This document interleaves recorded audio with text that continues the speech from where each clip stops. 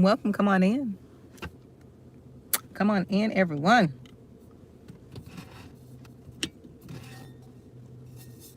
Come on in. Come on in.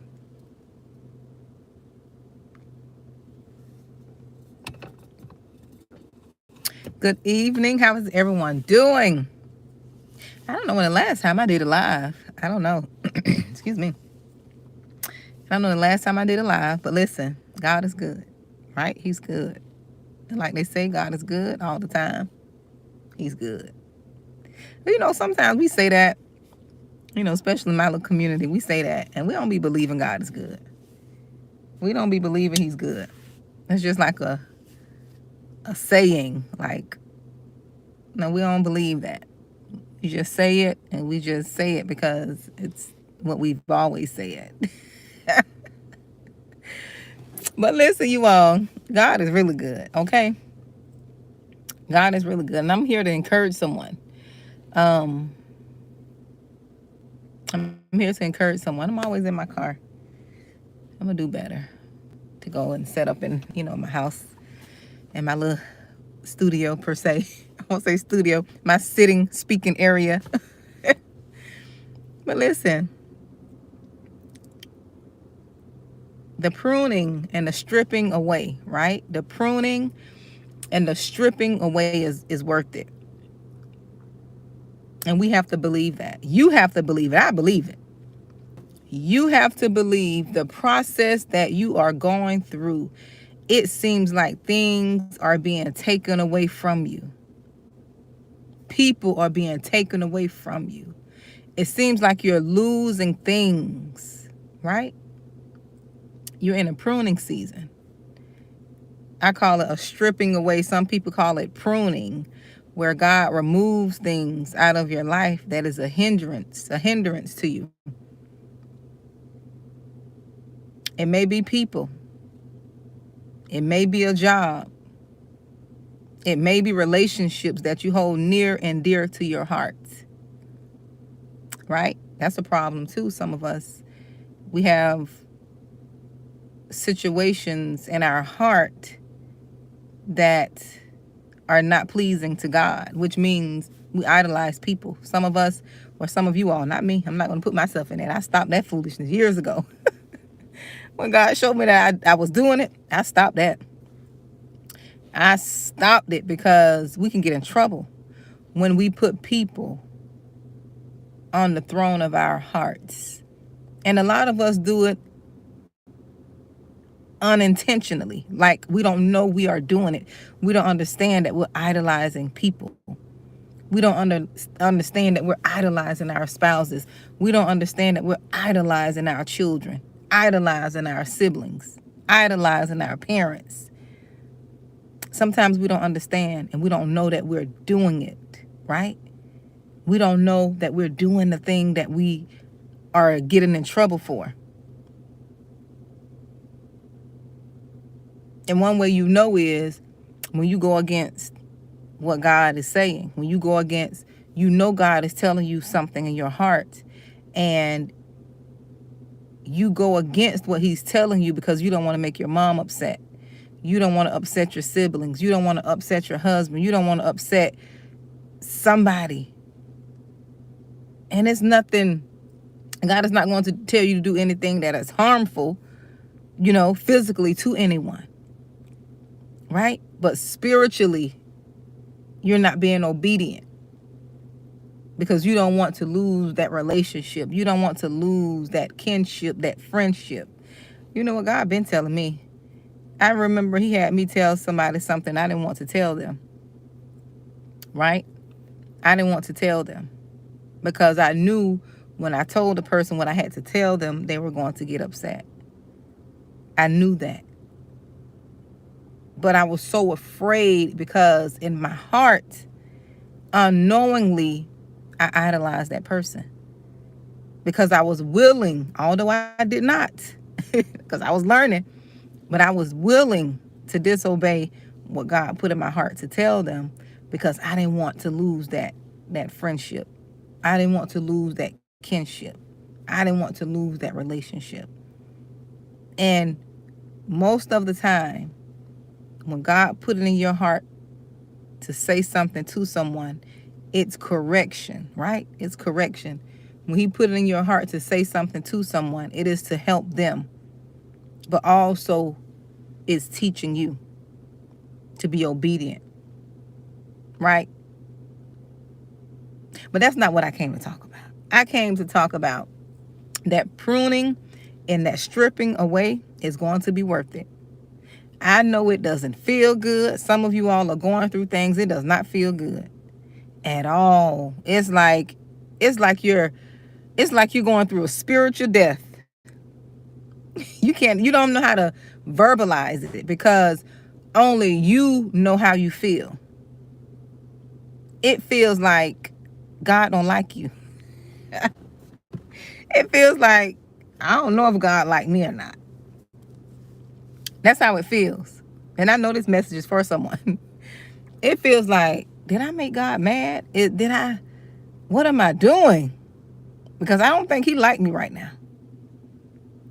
And we have to stop looking at God as if he's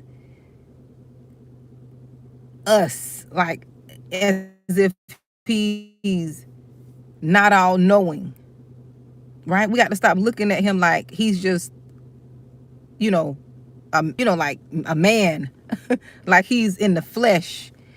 And we have to look at him and remember that he's all knowing. He's all knowing. So the process that you're going through now, the stripping away, right? He is such a good God. He knows that if you don't go through this pruning process where he's going to take you, right, you're going to mess up your future. If he doesn't prune and strip you right now, he is so gracious and so forward thinking because he know all things. He's stripping you now. So when you go where you are about to go, right, you will already have been stripped of your old mindset, of your old ways, of your old everything to the new place. You can't carry that old mindset to your new place. You can't. Old ways of thinking, old behaviors, old belief systems, old everything. You can't carry it to the new place. So you have to go through this pruning process. And I know it doesn't feel good. Listen, I had to go through it. It didn't feel good at all. I'm like, Lord, why have thou forsaken thee? I was talking like the folks how they spoke in the Bible. Like, why do I have to go through this? Why me? We're going to ask, why me? And it doesn't feel good. I'm not going to sit here and say it feels good. It doesn't. But we got to trust that God knows what he's doing. We got to trust that he's looking out for our future. He's looking out for us. We have to trust that. We have to trust that. That's why we have to increase our faith. That's why we have to do things to increase our faith. Hey, Keisha, we have to do things to increase our faith because that is the only way we're going to be able to trust God during this process. Because if you don't have faith, you're going to do things to try to stop yourself from feeling, right? Feeling and going through the pain that you have to experience. And listen, I never thought I'd get over the pain that I've experienced just a year ago.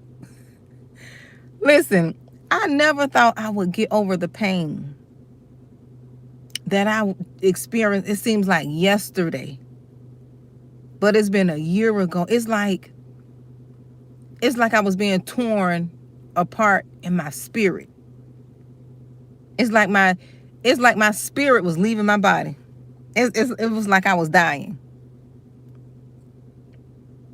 But I knew God was doing something in me and with me because that pain was too great to be wasted. You hear me? I'm like, Lord, I know you doing something with me and in me, because this pain is too painful. Listen, I'm like, this pain is too painful, Lord. I was saying it just like this. I'm like, Lord, because when I talk to God, I talk to him just like this, like I'm talking to you all. I'm like, Lord, I know you got to be doing something in my life, because there is no way that I'm going through all of this and feeling this way and I'm not going to be paid. Okay? I'm like, I know you don't have to, but I know you gonna pay me. I know there is something on the other side. That's how much faith I had. I'm like, Lord, I just trust you. Something on the other side of this pain. Something is on the other side of this pain. Something. And when you're going through something, you can't lean on people. When you're going through something, you got to lean on God. You got to press in on God. That's why he take most of us through such hard pain, right? That's why he take most of us through such hard pain, because the pain be so painful. You can't even articulate it. The only person you can talk to about it is God. That's how painful it be. It be so painful, you can't speak in any other language but prayer and faith. Look, the pain be so painful. It's like, Lord, am I being punked? Is this a setup? And I laugh to make light of stuff, but it's not funny at all. The pain is not. And I tell you, that pain was paining. Like they say, life be lifing. Oh, that pain was paining. And sometimes, hey, Ireland. Hi, Pat from Ireland. And sometimes he got to take us through that, because that's the only way he can get our attention. And it's sad that we got to experience pain to spend time with God like we should. It's sad, but hey, whatever, by any means necessary. Look, by any means necessary, okay? Sometimes we got to experience that pain to spend that time with God, to get to know him. But pain to make you get to know God on a different level. Pain will make you get so personal with God that you know for sure he's real. Because that pain you've experienced was too great. No one else could help you but God. No one else could help you but God.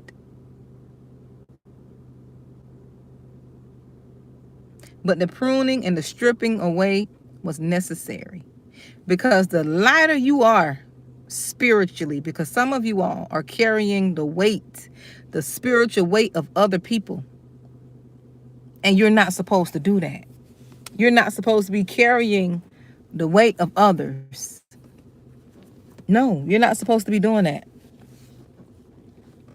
You're carrying the weight of others. They should be carrying their own weight.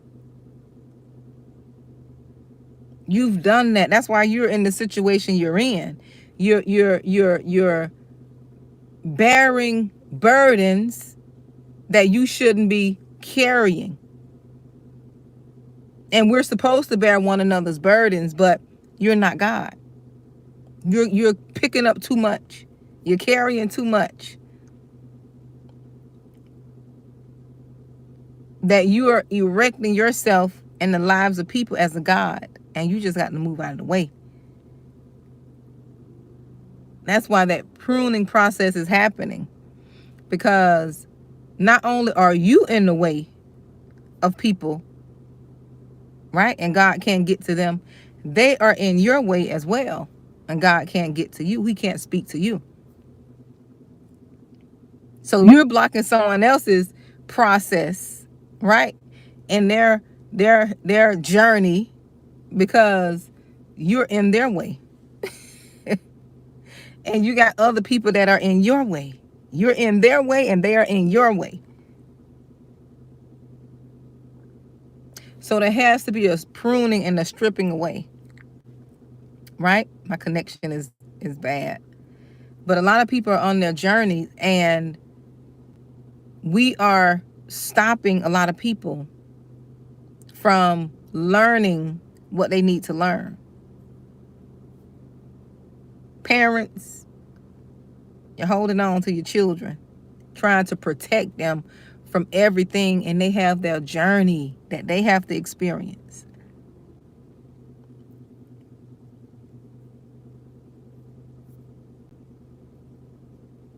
They have to go through their journey.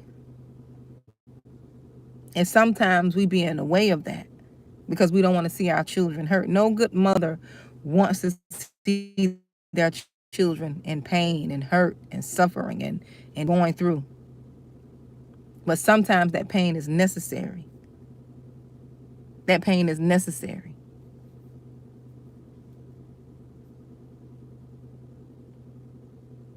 That pain is so necessary, right?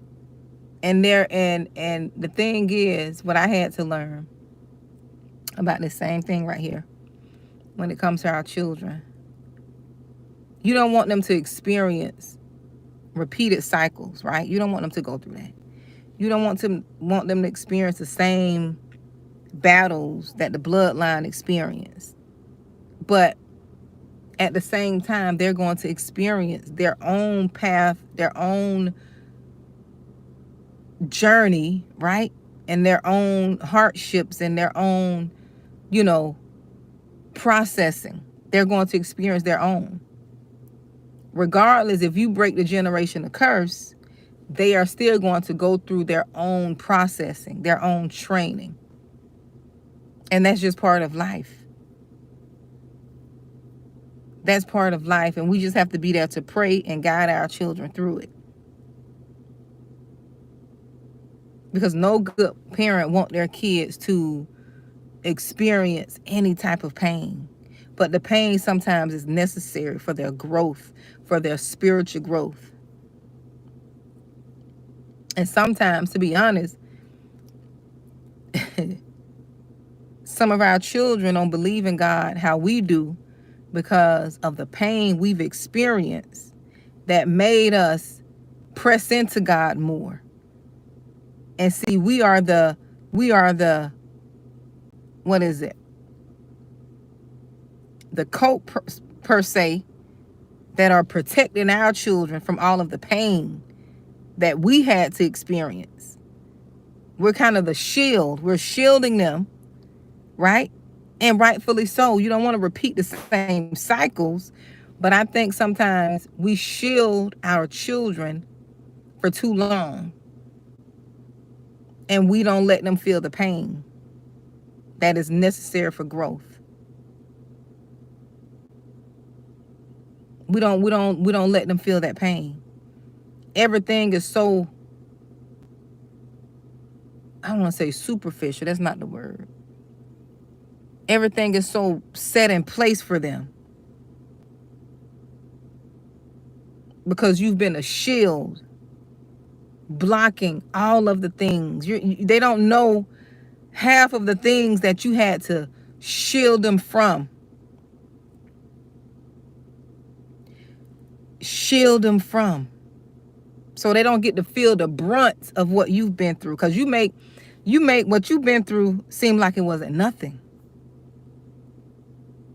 Because of your attitude, your mindset.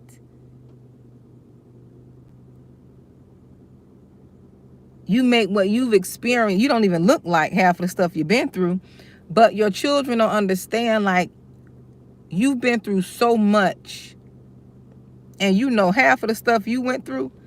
If your children experience that, it'll break them down. Not saying they're not equipped, but it takes a certain type of mentality and mindset to experience what a chosen one has experienced and still come out smiling, looking good, feeling good, speaking good, thinking good, in their right mind. It takes a certain level of protection and a certain level of favor to experience what we've gone through and still come out and have a mindset that, oh, it'll get better, or you still positive. You still believe good things gonna happen to you. Like, it takes a different level of human. It almost take like, that's a different level. That's all I can say. You gotta be a chosen one to have the mindset to go through so much and still be looking on the up and up, thinking on the up and up, still believing in God.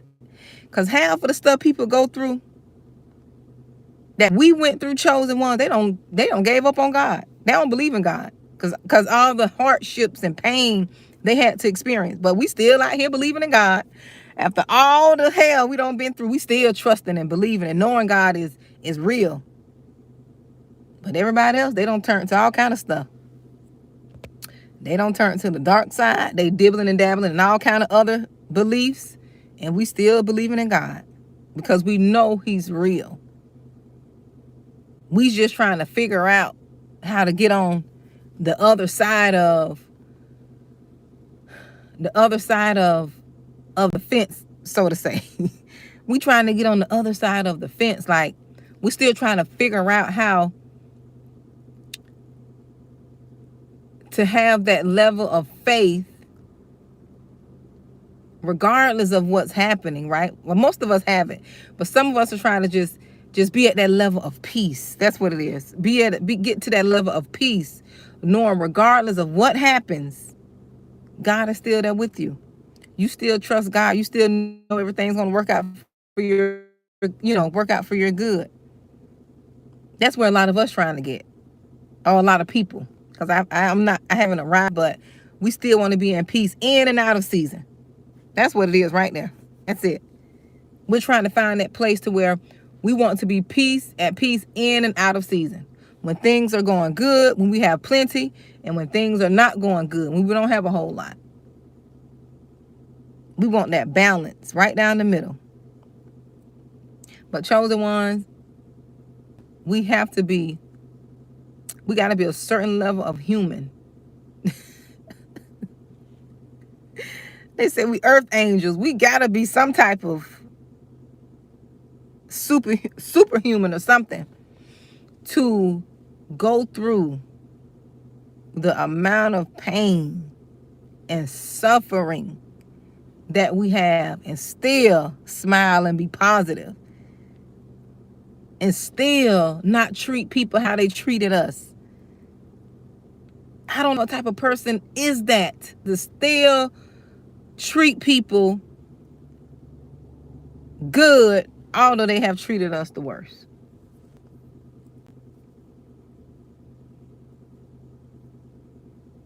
To still be kind, to still be like, treat them like they're somebody after they don't dog you out, after they have lied on you, slandered you, talked about you. Thank you, Susan. After they have done all these manners of evil, plotting, planning. I know, Nancy, we all do, but that's part of that's part of being chosen. You can't help how you are. You just have to learn how to manage how you are. You can't help that you can't be evil. Although people are being evil to you, they're mistreating you, lied on you, slandering you. You can't help how you are designed. That's what makes you a chosen one, because your heart is still your heart, regardless of how people treat you. Now, I'm not saying be silly and try to go break bread with them and all that, but you just can't help how you wired. Once you realize that your heart is how it is, you got to learn how to maintain and manage and not allow these type of people who try to break your heart or want to break you, right? Who don't know how to treat you. You have to learn how to move around these people. Hi, Renee from Houston. You have to learn how to move around these people, how not to let them in to your close graces, your inner grace. You can't let them in to your heart. You can't, I don't care who it is, even if it's family. That's another thing. You got to learn who to let in the inner court and who not to let in the inner court. And because you're a chosen one and you are emotional, right? Your emotions, I ain't gonna say emotional. Let me take that back. You're not emotional. You're sensitive in the spirit. Okay? That's a difference. You're sensitive in your spirit, right? And once you learn how to manage, you'll know who to allow in your inner court and who not to allow, family or not. And then therefore you won't be taking everything personal. You won't be feeling bad, because when you have a backbone and when you're strong, you know what type of boundaries to put up. You know what type of boundaries to put up.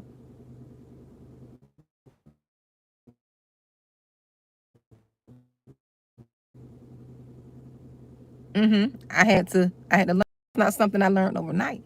This is something I learned about through experience. Because if you don't learn how to manage, right? If you don't know who you are, for one, and then if you don't know that dark side we all have, right? Which meaning, when I say dark side, your opposite side of how you are, right? Because you have so much goodness, but in that goodness, we'll cut people off after so long. Now, we suffer long. Chosen ones will suffer long and give you chance after chance to, we don't have any other, we're forced. A lot of times let me slow down. A lot of times when we stop dealing with people, we were given the scissors to cut them off.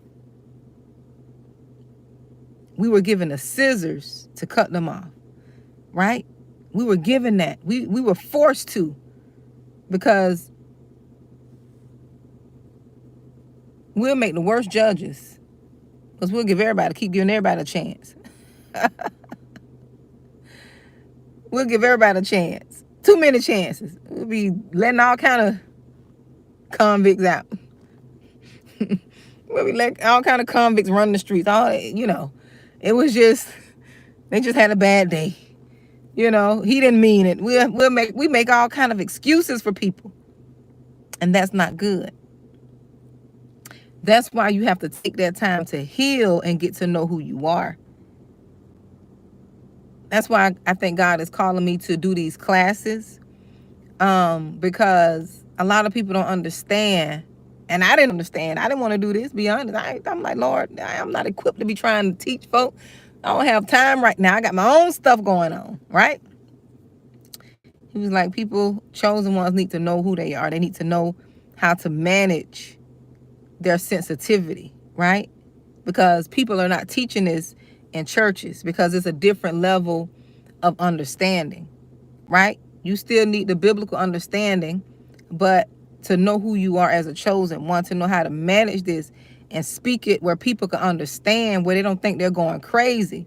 Because if you don't learn who you are, chosen ones, you're going to be in a nut house. You're going to be in a nut house, because some chosen ones are sitting up in there in a nut house right now, because people don't understand them and they don't understand them. And we don't take the time to understand us, because we're so busy giving and doing for other people that we haven't healed our own inner child, our own wounds, and we don't know who we are. We're trying to give to people what we want someone to give to us, and in the meantime, we're breaking down. we are breaking down. So we have to learn who we are. We have to heal, right? We have to heal and learn who we are, so we know how to manage, navigate in this world with people, because people are not going anywhere. Folks are not going anywhere. So you got to learn how to manage yourself. I won't say manage people. Let me take that back. Manage yourself around different types of people, because they're not going anywhere. People are not going. People are going to be peopling. And as we could see, people seem like they're getting worse. But when you learn to manage yourself and have self-control, the world can be burning down around you, but you in so much control of yourself that you're not burning with it. You're not burning with it. And it takes work to get there. All that goodness you're giving to other people, all that goodness, trying to keep people in relationships, trying to make people love you, trying to get people to see your greatness. It's time for you to do that for yourself. And not in a selfish way, because we're not selfish. Chosen ones are not selfish. If you want somebody to ride or die for you, find you a chosen one. Loyalty, encouragement, all of the goodness. Get you a chosen one. If you want to grow and you want someone to bring out the best in you, chosen one. Want somebody to love you regardless of your flaws, a chosen one. And if we don't learn to balance all of that goodness, there is an enemy that's roaming around seeking who he may devour. And when he see that goodness in the chosen one and we're not covered and grounded and rooted, he will exploit all of that goodness. He's going to exploit all of that goodness. Yes, he is. He's going to exploit it. Because you don't know who you are. Oh boy, but when you know who you are,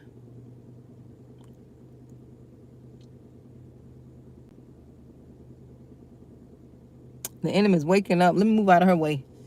I see her coming. As soon as you get out of the bed, you know that little meme or that little, it was like a little saying.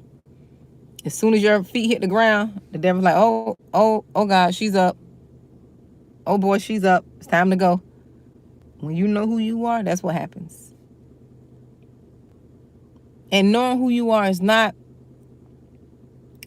an arrogant thing, because people have this false sense of confidence to where when they walk in the room, it's like a spirit of pride is on them. They want people to notice them. When you know who you are, you enter the room quietly. But your spirit is speaking for you. You don't have to do too much. You don't have to say too much. You don't have to bring too much attention to yourself. But you are being seen. It's a quiet, humbling confidence. It's not pride. Pride is walking in with your head all up in the air, looking down on people, thinking you're better, tooting your nose. No. When you're confident, you're humble. It's almost like you're walking in seeking to serve. You're looking for a way to serve, not to be served. You're looking, and we do that anyway, chosen ones. You're always looking to encourage someone, make somebody else's life better, improve your job, like make your manager's life better. It's always like you're looking for something to do. It's like you be looking for something to do. right? You're looking to improve something. Water a plant, you're trying to keep your little plant alive because it's just in you. Saving the animals, little stray cats, feeding them. It's in you. It's your heart. It's who you are. But like I said, if you don't learn who you are, the enemy is out there to take all that goodness you got and make you dark-hearted. The enemy is there to try to turn you into him. He wants to steal all of your goodness. He wants to bring pain to you, to make you bitter, to make you angry, to make you hateful, to make you don't love people, to make you not want to love again, to make you not want to marry again, to make you not want to have any more children, to make you not want to have any more friends. Oh, he's out there to make you bitter like him, angry like him, hateful. And this is when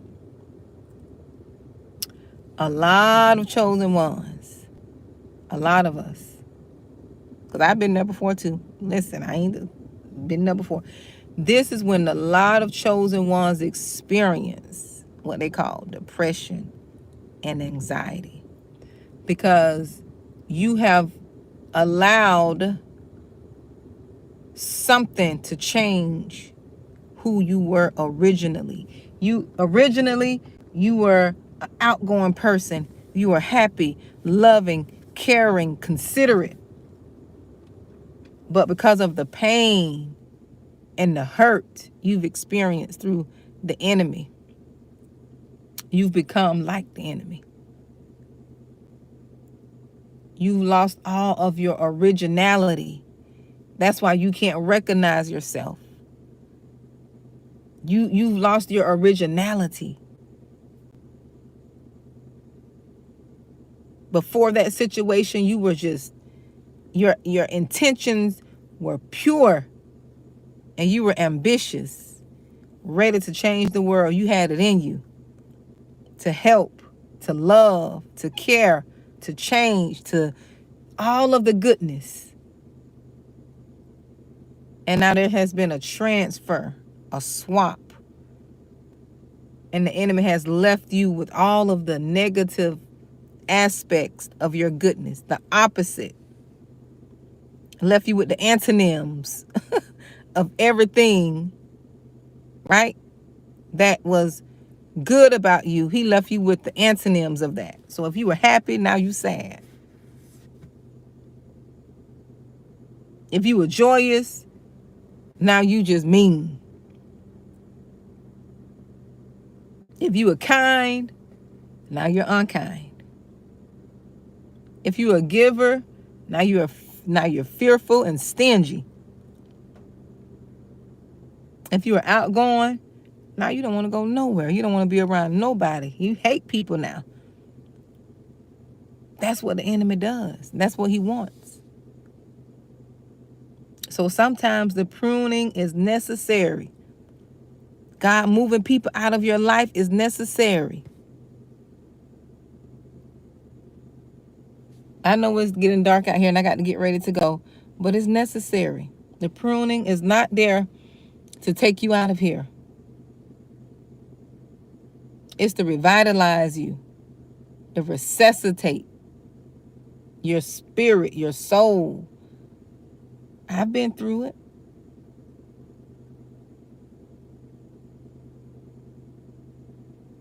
To shock you back into who you originally are. Because you were getting ready to leave here spiritually. So God had to put them little shock things on you. What the thing called? The little shockers. Where they remember the old days, they put it on you. Yes. They put the little shocks on you to try to bring you back. That's what he's doing. And you have to believe that. I've been shocked. When I tell you I've been shocked, reincarnated, all of that. I've been through it all. But when I tell you, I sit here tonight in the dark in my car and tell you honestly, I wouldn't change it for the world. I wouldn't change it for the world. Because I went to a level of spirituality with God that I don't think I would have went if I was still in the same place. I went to a level on a personal level. It ain't got nothing to do with going to church, although I go to church every Sunday. I'm plugged in with my church. But my relationship was personal. And my faith was increased because of the pain that I had to go through. And I thank God for it. It sounds crazy to some people, but you will only understand if you had to go through what I'm talking about. And you on the other side, not completely, you see on the other side, you see some of the promised land. And when you get a peek of the promised land, them fat grapes, what we talk about. We talk about the fat grapes. That's just the benefit of crossing over to the promised land. And when you peek over to see that that land is flowing with milk and honey, everything is there for you. Now you got to understand it spiritually. And it's going to happen spiritually before it happens naturally. Because your life now is a reflection of what's going on in you internally. Right? What you got going on now in your life, all the chaos around you, that's because chaos is on the inside. That's why the pruning is necessary.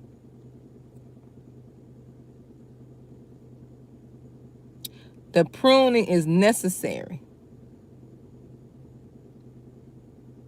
The pruning is necessary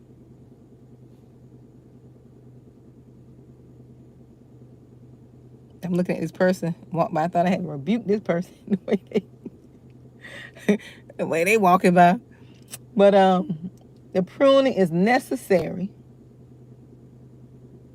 because when you cross over to the promised land, you can't have that same mindset.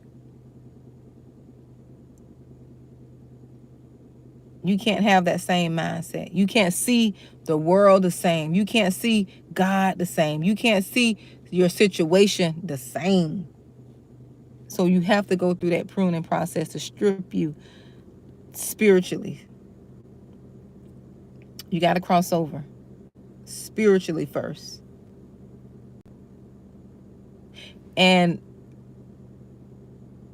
I would love for you all to join me. Save the date for June 29th, 2024. I'm going to have I call it a group discussion coaching call with a few of the chosen ones who sign up, right? But we are watching the movie Apple Mortgage Cake. Apple Mortgage Cake with Angela Logan. And that movie was so inspirational. My coach suggested that I do an event based on that movie because that movie is so spiritual. It has so many nuggets you can take away from it, but I'm going to post more information about it. But it's just a small investment, right?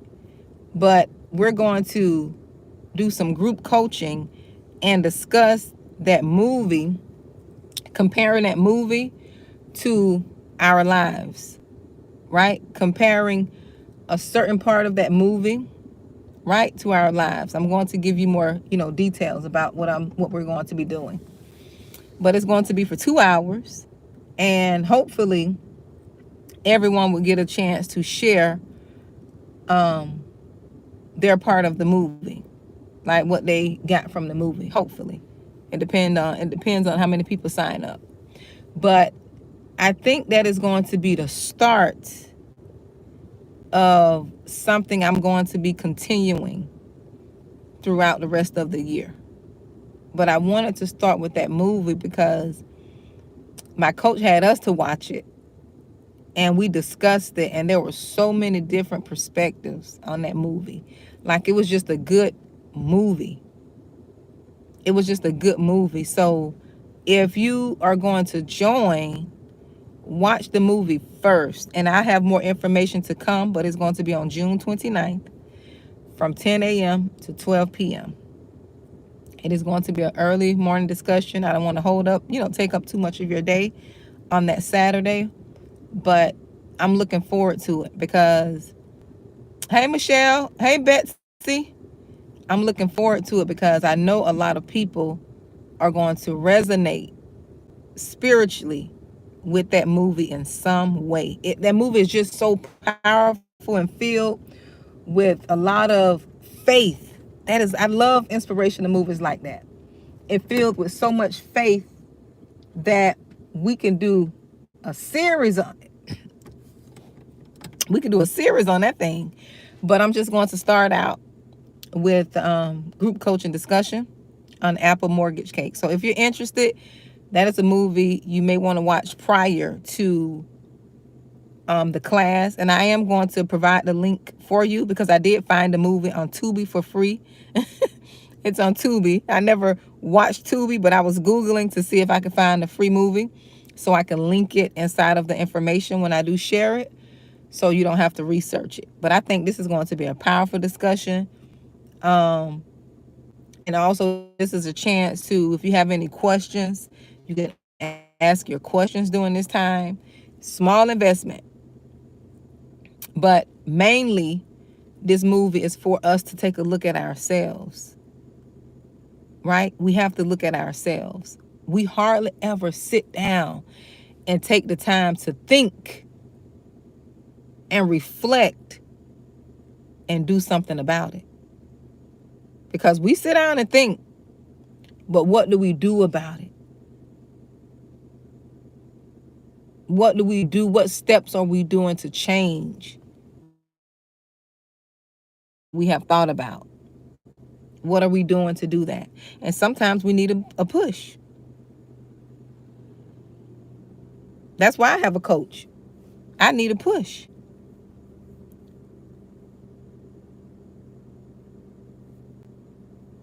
Yes, I know a lot. I've been through a lot. I've experienced a lot. I got all type of certificates and this, that, and the other. But that doesn't mean anything if you're not applying. If I'm not applying the knowledge, applying the experience, applying, what I know to my life situation. So I'm looking forward for you all to join me. I'm looking forward. I will post the information to come. And I posted some of the information in my group because I let them know prior to my membership. I let them know prior what I'm about to do. But I look forward to it, and it's going to be good. It's going to be worth the investment. You're going to get more, way more than you bargained for. That's just how it's set up. But I look forward to you all. It's getting dark out here. I got to get ready to go.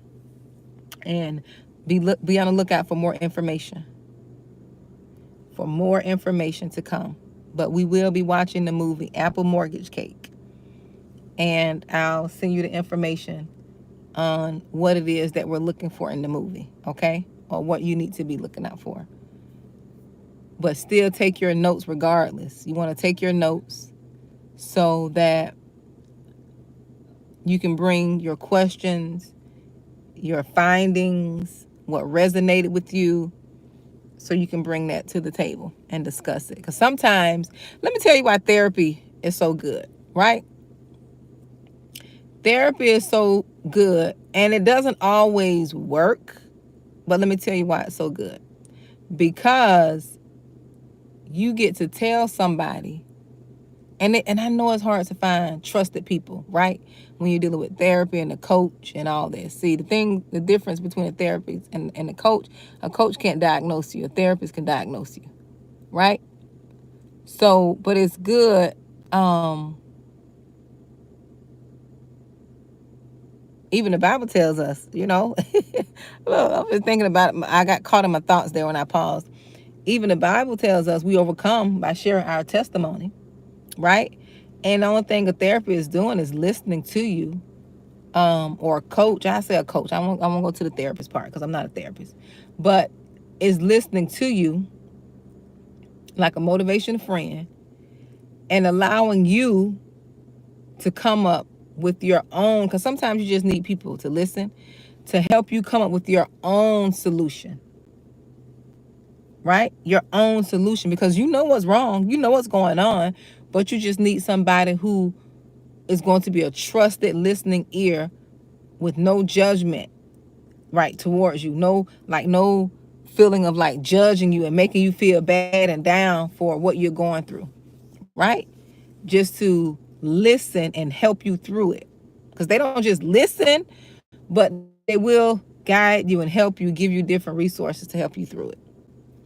And say it in a way, to where you understand it. Because sometimes people just need for you to talk in plain old language. Plain old language, clear, to where you understand it. And that's how I am. God just told me to be yourself. You talk how you talk and be yourself. I know to be professional, especially when you go on the job, you have to have your professional demeanor, not changing your voice, but be more clear in your enunciation to where people could understand what you're talking about, right? But you just need someone to listen. And a lot of people just are not heard. A lot of people are not heard in the world. A lot of people are not heard because people don't have the time. People are so caught up on themselves. They don't have time to listen to no one else's needs and what they're going through. I just got a spirit of that. I got a spirit of just listening and hearing people. If y'all knew the things people told me, strangers just come tell me because I guess they feel they can trust me, I guess, or I don't know. I guess they sense that I'm a good listener, or they just feel safe. I don't know. But the things that people have told me, I wouldn't tell nobody.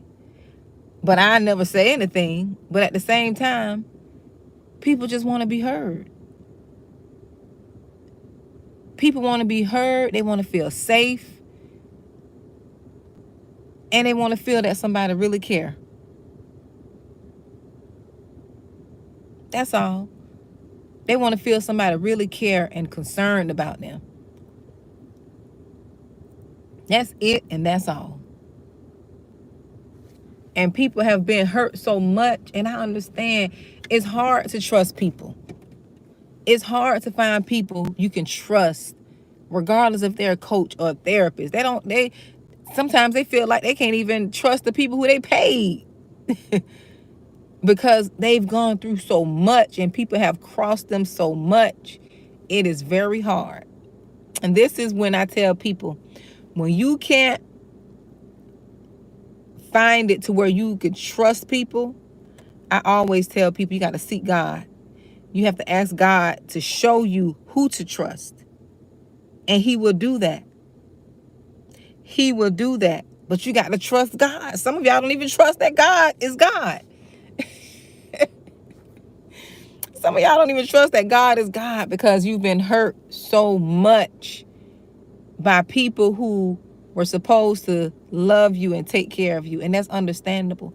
That's why healing has to take place. That's why you got to go on this journey called healing. You got to heal from that. And it is possible. It's possible. You just have to trust the Creator, the one who made you, and ask him to guide and lead you to the right people. Because, we never do that. We do what we think is right. But we never ask God, Lord, who sent this person? Is this person for me? Should I trust this person? Can I trust this person? And he'll show you. But we be too busy going off flattery and how people present and what they look like and what education they hold or what title they give themselves. We go off that instead of saying, can I trust this person, Lord, with the information that I want to share?